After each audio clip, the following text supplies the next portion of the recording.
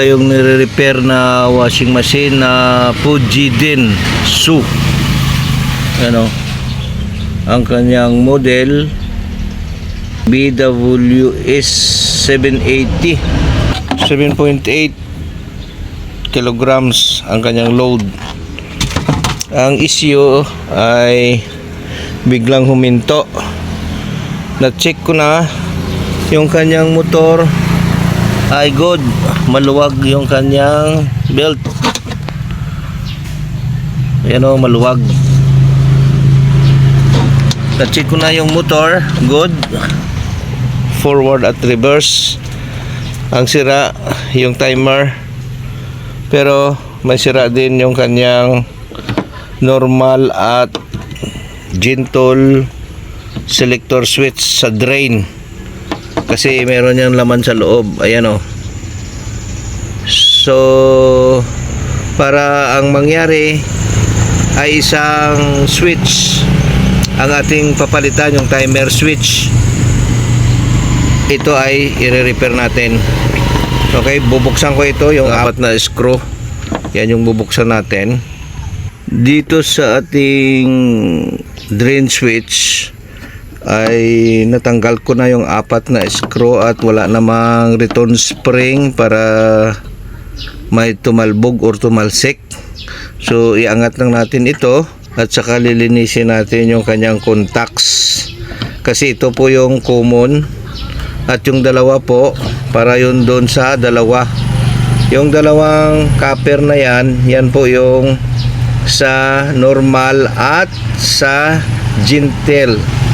Okay, yan po yung ating lilinisin. Ayan o, may carbon na yung kanyang switch or yung kanyang contact.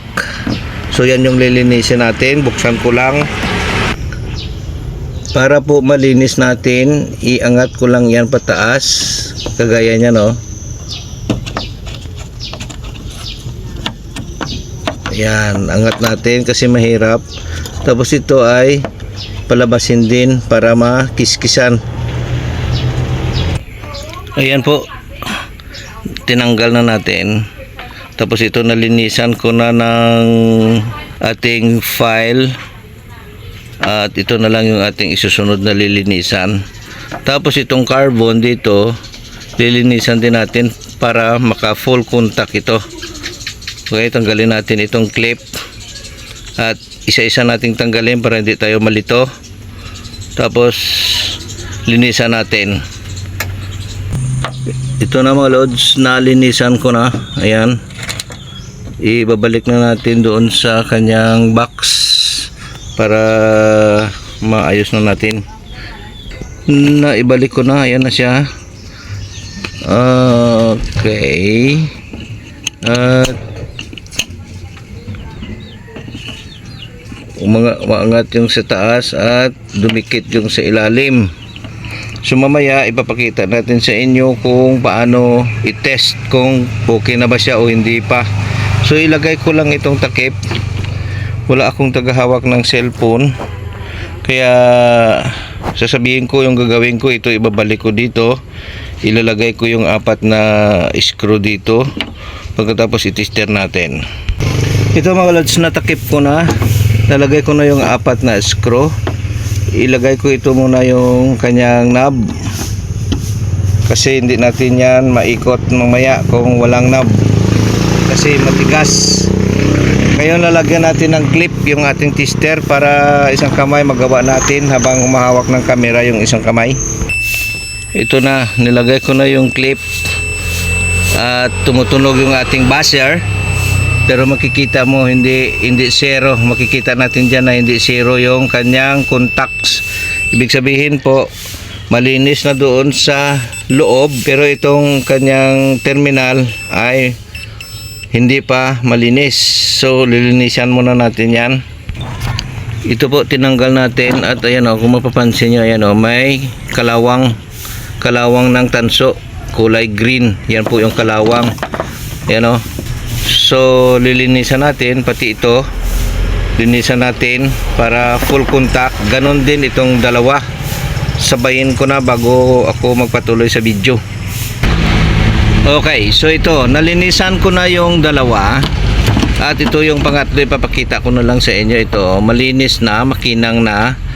At pati ito, lilinisan din natin. Tapos yung gagawin ko dyan is iipitin natin ng plier dito para itong space dyan, oh, yan, oh. Ayan, ihigpitan natin. Ayan, oh, para makaipit. Ayan, tingnan nyo mga lods. Ayan, oh. Ayan, so naipit na natin at ilagay lang natin siya dito para magkaroon na siya ng koneksyon. So matigas siya kasi inipit natin ng todo para maging migpit. Okay, isang kamay nagawa natin, tapos ito ilagay natin yung rubber cover. Ayan, o diba?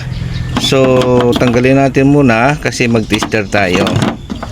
Okay, ayan.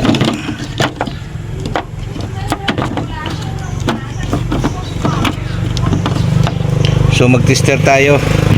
Ito na, nalagay na natin yung negative ng tips probe dito sa common. At naka buzzer mode tayo. Ngayon i-test natin ito.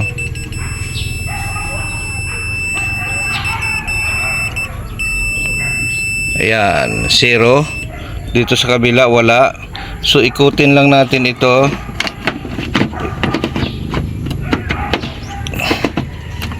Matigas. Ayan, oh. Ito na sa kabila. At sa kabila ay wala. Ikutin natin sa kabila. Ay, walang tagahawak, mahirap. So okay na ito lods, mahirap lang magkuha ng video. Okay na itong dalawa, full contact na siya. So ibabalik na natin ito at papalitan natin yung timer.